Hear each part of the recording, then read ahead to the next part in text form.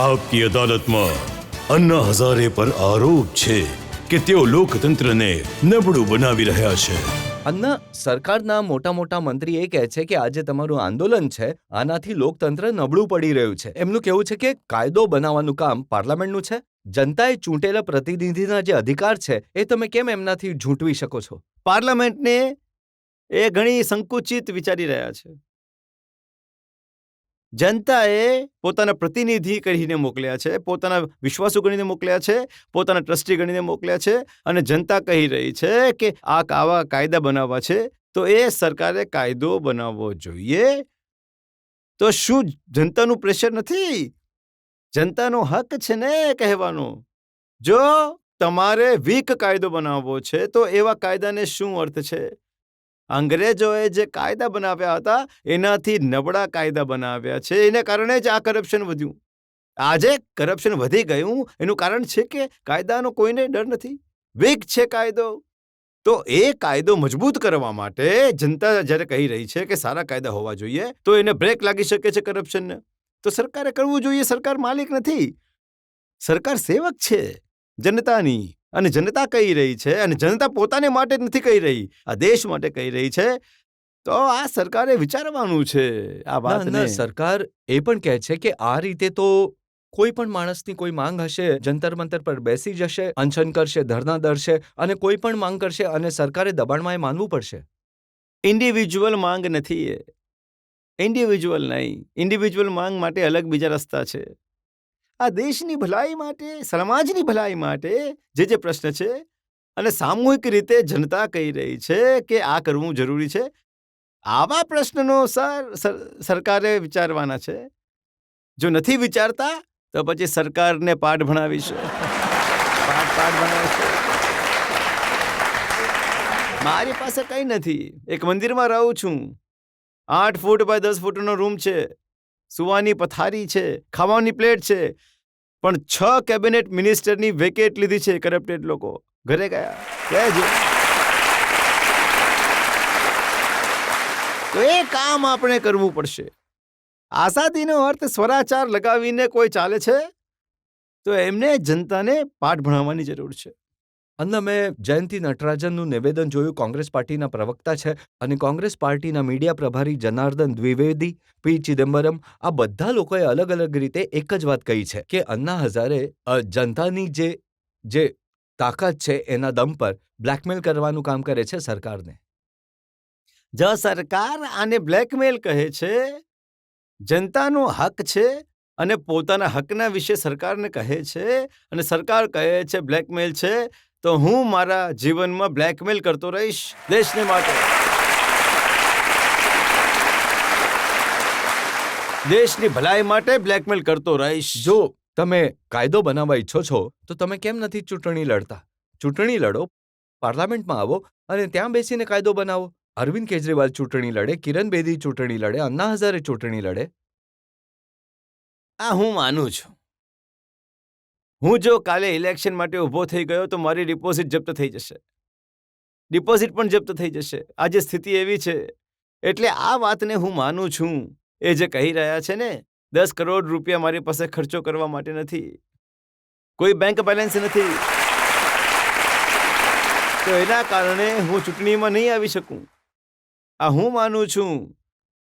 પણ આ વાતને તો માનું છું કે જનશક્તિ જો સાથે આવી જાય તો જે લોક પ્રતિનિધિ નથી કરતા એ જનતા કરી શકે છે, કારણ કે એ એમના સેવક છે. એમણે કહ્યું કે અનઇલેક્ટેડ ડિક્ટેટર છે. એવા તાનાશાહ થઈ ગયા છે જે ચૂંટણી તો લડી નથી શકતા, ચૂંટણી જીતી નથી શકતા, પણ અન્ના હઝારે તાનાશાહી કરી રહ્યા છે. એ સમજે છે કે હું તાનાશાહી કરી રહ્યો છું, તો હું આવી તાનાશાહી કરતો રહીશ સમાજ માટે, દેશ માટે. કારણ કે મારી લાઈફ, મેં મારી આખી લાઈફ આ દેશ માટે અર્પણ કરી છે, સમાજ માટે અર્પણ કરી છે. જીવનમાં કોઈ બેંક બેલેન્સ નથી રાખ્યું. મારા ઘરમાં 3 ભાઈ છે. એ ભાઈના છોકરાઓનું નામ શું છે હવે મને ખબર નથી. કરોડો રૂપિયાની યોજના, આપણું કોઈ બેંક બેલેન્સ નથી. આવી સ્થિતિમાં જો તાનાશાહી કહે છે તો એ હું કરતો રહીશ મારા દેશ માટે. એને હું કરતો રહીશ. તાનાશાહી.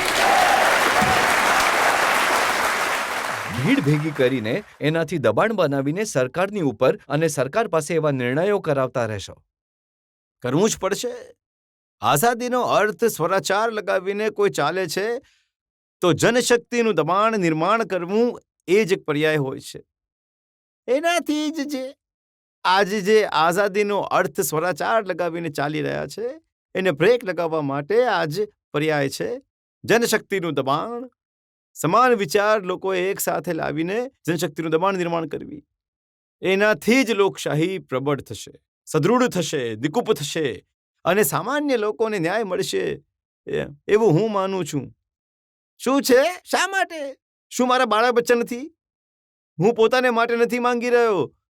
મારી લાઈફ જ બધી અર્પણ કરી દીધી છે સમાજ માટે, દેશ માટે. અને એ મેં નક્કી કર્યું છે कि दिल दिया है जान भी देंगे ये वतन तेरे लिए.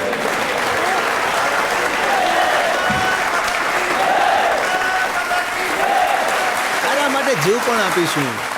આ મેં નક્કી કર્યું છે કે હું જીવ પણ આપીશ દેશને માટે. એ મેં નક્કી કર્યું છે અને એને માટે લાઠી ખાવા માટે તૈયાર છું, ગોળી ખાવા માટે તૈયાર છું, મરી મિટવા માટે તૈયાર છું.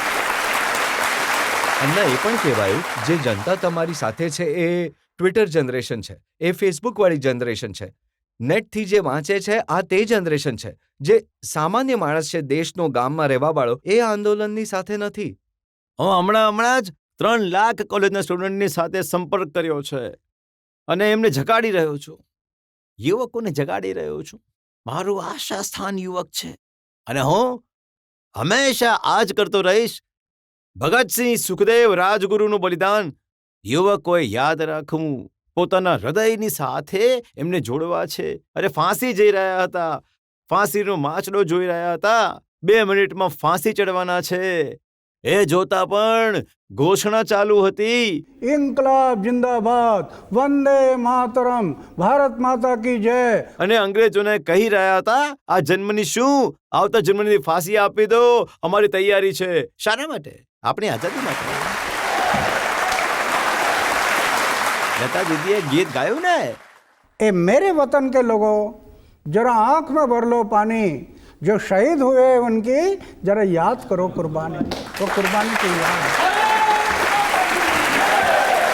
એ કુરબાનીની યાદ આપણા હૃદયની સાથે જોડાઈને રાખવા માટે મેં જોડાઈને રાખી છે.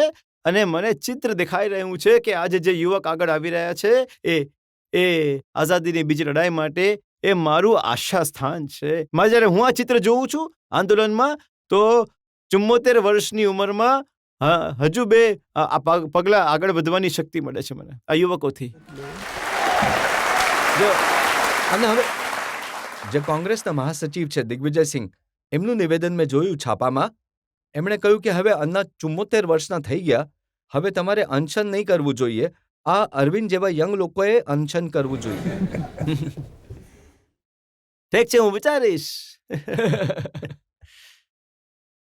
હા, અહીંયા પબ્લિકમાંથી જે સવાલ પૂછવા ઈચ્છે છે, જી અને જે હું તમને પૂછવા ઈચ્છું છું કે તમે જંતર મંતરમાં કહી રહ્યા હતા કે અમે કાળા અંગ્રેજોને ભગાડવાના છે, તો આ કાળા અંગ્રેજ કયા દેશના છે? આ નહીં, ભગાડવાના નથી.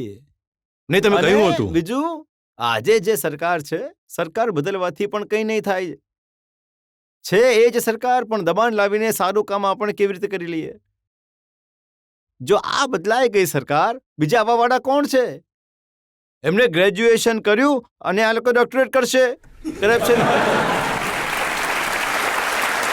બદલીને નહીં થાય, બદલીને નહીં થાય છે. એ લોકો પાસે કામ કરાવીને લેવું આપણા દેશના લોકો છે. એ ગોરા અંગ્રેજ બહારના હતા, એમને ભગાડ્યા. આ આપણા દેશના છે, ક્યાં પકડીશું એમને?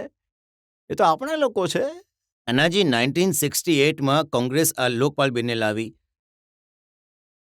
14 સરકાર જતી રહી, 12 પ્રધાનમંત્રી જતા રહ્યા. આ લોકપાલ બિલ એમ જ અટકેલું રહી ગયું. આજે કોંગ્રેસ એને લાવી છે, પાસ કરવા ઈચ્છે છે. તમે એની અંદર રોડા અટકાવી રહ્યા છો, બ્લેકમેલ કરી રહ્યા છો સરકારને, અને એનાથી દેશ બદનામ થઈ રહ્યો છે. કોંગ્રેસ જે કરવા ઈચ્છી રહી છે, આ દેશની સરકાર જે કરવા જઈ રહી છે, પ્લીઝ તમે એને કરવા દો, નહીં તો આંદોલન તમારી વિરુદ્ધ પણ થઈ શકે છે. આંદોલન કરવુંમાં કોઈ દોષ નથી, કરવું જોઈએ. કોને ના પાડી છે આંદોલન કરવાનું?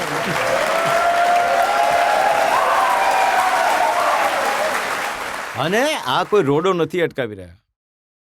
કોંગ્રેસ હોય, બીજેપી હોય, શિવસેના હોય, કોઈ પણ હોય, આપણા દેશના Individual માણસો છે, અમે શું કરી શકીએ? ઇન્ડિવિજ્યુઅલ અમારો શું વાત છે? અમારો શું ઝઘડો છે? કોઈ ઝઘડો નથી. અમે એ ઈચ્છીએ છીએ. તમે આ કાનૂનને બનવા દો ને, પેલા જો માં કઈ કમી રહી છે તો પછી તમે અમને કહેજો. તમે એને બનવા તો એમનું દો. કહેવું છે કે આ કાયદાને બનવા દો, જો કોઈ ખામી રહી જાય તો ફરી એને ઠીક કરાવી લેજો. નહીં નહીં, તમને સ્ટડી કરવું પડશે. આ કાયદો બનાવવા માટે જે ડ્રાફ્ટ બનાવ્યો છે સરકારે, એટલો વીક છે. એ કરપ્શનને બ્રેક નહીં લગાવી શકે. અમે લોકો એ જ તો ઈચ્છીએ છીએ કે જે ડ્રાફ્ટ બન્યું છે એની ઉપર હાલમાં ચર્ચા ચાલી રહી છે. જોઈન્ટ કમિટી બનાવી સરકારે, અને જોઈન્ટ કમિટી બનાવીને હવે 3 મહિનાથી અમારી મીટિંગ પણ ચાલી રહી છે. અને અચાનકથી કહે છે કે નહીં નહીં નહીં, આ નહીં થશે. અરે તો પછી આ જોઈન્ટ કમિટી બનાવી શા માટે? નકામો તમારો બરબાદ થઈ ગયો, અમારો સમય બરબાદ થઈ ગયો. પહેલા કેવું હતું ને કે અમે નહીં કરીશું. આ વાત બરાબર નથી. અન્ના ઉત્તર પ્રદેશના મુખ્યમંત્રી માયાવતી કહ્યું કે તમે તો ખોટી સરકાર પર ભરોસો કરી રહ્યા છો. તમારે એમની સાથે વાત ન કરવી જોઈએ. તમારે તો આ લોકપાલ બિલની વાત લઈને જનતાની વચ્ચે જવું જોઈએ પાર્લામેન્ટના ઇલેક્શન માટે. ઠીક છે, આ વખતે અમે તમારી સલાહ લેશું.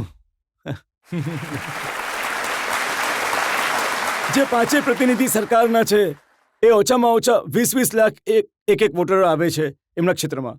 ઓછામાં ઓછા 10 5 લાખ વોટર છે. અને સિવિલ સોસાયટીના લોકો માત્ર જે ગ્રામ પ્રધાનની જે પણ જે ચૂંટણી જીતી નથી શકતા, કદાચ નથી લડ્યા 5 લોકો, એમને પડકાર આપી રહ્યા છે. જે ચૂંટણીમાં જીતીને આવ્યા છે 20 લાખ એક ક્ષેત્રમાં બને છે. ખામી એ જ રહી ગઈ આપણી કે જેને આપણે ચૂંટીને મોકલ્યા એ આપણા સેવક છે. અને આપણે એટલે ચૂંટીને મોકલ્યા છે કે આપણા પૈસાનું યોગ્ય વ્યવસ્થાપન કરો અને સારા સારા કાયદા બનાવો. એટલે જનતાએ એમને ચૂંટીને મોકલ્યા છે. અને જનતા કહે છે કે આ કાયદો બનાવો, અને જો નથી કરતા તો બીજો કયો માર્ગ છે? પછી તો એના માટે તમે એક પાર્ટી ઊભી કરો અને પછી ચૂંટણીમાં જાઓ, પછી આવીને જનતાના પ્રતિનિધિ બનીને તમે કામ કરો. ઠીક તો એ સારું લાગશે. તમે સિવિલ સોસાયટીનો અર્થ શું છે? સિવિલમાં તો બધા આવી જાય છે, માત્ર 5 લોકો થોડી, માત્ર 2 જ વકીલ થોડા છે, પ્રશાંત ભૂષણ, શશી ભૂષણ. એકથી પણ એક વકીલ ઘણા છે. એમનું કહેવું છે કે તમે પણ એક પોલિટિકલ પાર્ટી કેમ નથી બનાવી લેતા અને પાર્ટીને ચૂંટણી લડાવો, એ પાર્ટી પોતાની સરકાર બનાવે, પછી તમે ઈચ્છો એવો કાયદો બનાવો. સાચી વાત છે. મેં પહેલા જ કહ્યું, હું મંદિરમાં રહું છું, 8 ફીટ બાય 10 ફીટનો રૂમ છે. એવા સમયમાં એક પાર્ટી બનાવવી આ મારા માટે એટલું સહેલું નથી. આવા જે આઝાદીનો અર્થ સ્વરાચાર લગાવીને ચાલવાવાળા લોકો છે, એમના પર એક પ્રેશર ગ્રુપ જનતાથી એની શક્તિ વધારે છે. એટલે એ જે ગ્રુપ બનશે, પ્રેશર ગ્રુપ, એની શક્તિ વધારે છે. એટલે હું એ કોશિશ કરી રહ્યો છું. અને બીજી વાત છે કે હું હમણાં કોશિશ કરી રહ્યો છું કે આવા નવયુવકો છે જે ચારિત્રશીલ યુવક છે, એમને હું કહી રહ્યો છું કે ઇલેક્શન માટે ઊભા થવાનું છે. પહેલા ચારિત્રનું નિર્માણ કરો, પોતાના શુદ્ધ આચાર, શુદ્ધ વિચાર, નિષ્કલંક જીવન, ત્યાગ, અપમાન પીવાની શક્તિ રાખો, અને સમાજ માટે સળગતા રહો દીપકની જેમ. અને પછી તમે ઊભા થઈ જાઓ. તમે જ્યારે ઊભા થશો તો હું તમારા પ્રચાર માટે આવી જઈશ. કોઈ પક્ષ પાર્ટી નથી કાઢવી. માત્ર ઇલેક્શન માટે ચારિત્રશીલ લોકોએ જવું જરૂરી છે પાર્લામેન્ટમાં. ચારિત્રશીલ લોકોને. મારે તમને એ પૂછવું હતું કે જો તમને પોલિટિક્સમાં આવવાની તક મળે તો તમે સ્વીકારશો કે પછી નકારશો? માની લો કે કોઈ તમને પ્રધાનમંત્રી બનાવે તો તમે બનશો? લોકપાલ બિલ. આ કીચડમાં પથ્થર નાખીને મારા શરીર પર ઉડાડવું હું ઠીક નથી સમજતો.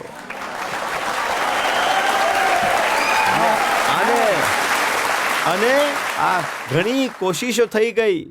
MLA માટે, MP માટે ઘણી કોશિશો થઈ ગઈ. મેં ના પાડી દીધી કે આ કીચડમાં મારે નથી જવું. આ ઘણા બધા જે પ્રશ્ન ઉઠી રહ્યા છે, શું આપણે એ કહેવા ઈચ્છી રહ્યા છીએ કે જનતંત્રનો અર્થ એ છે કે એક સામાન્ય માણસ જો ભ્રષ્ટાચારની વિરુદ્ધ અવાજ ઉઠાવવા ઈચ્છે છે તો એને ચૂંટાઈને આવવાની જરૂર છે? આ તો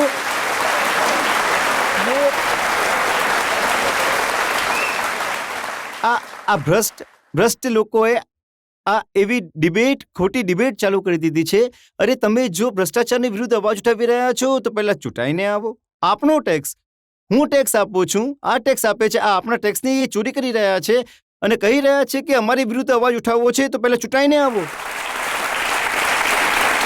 આ ક્યાંનો? અને જો અમે અવાજ ઉઠાવવા ઈચ્છીએ છીએ તો બસ એટલું જ રહેવું છે, અમને નથી જવું ચૂંટણીમાં. અમે એક સામાન્ય માણસની જેમ જીવન જીવવા ઈચ્છીએ છીએ. શું ગુનો કરીએ છો ભાઈ?